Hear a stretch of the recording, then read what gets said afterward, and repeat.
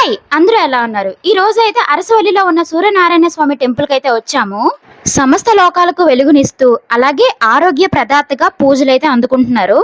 సాక్షాత్తు దేవేంద్రుల వారే ఈ విగ్రహాన్ని అయితే ప్రతిష్ఠించారు. మేమైతే ఆదివారం వచ్చాం. గుడి అయితే అస్సలు ఖాళీ లేదు.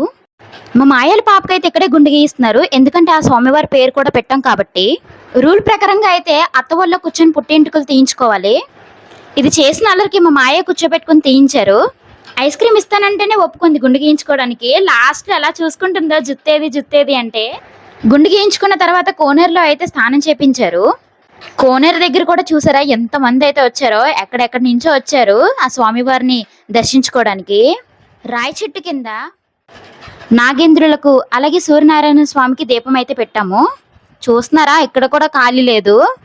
ఫైనల్ గా స్వామివారిని అయితే దర్శించుకున్నాం. 1 అవర్ వరకు అయితే లైన్ లో నించున్నాం. లోపల అయితే చాలా మంది దేవుని ప్రతిష్ఠించారు.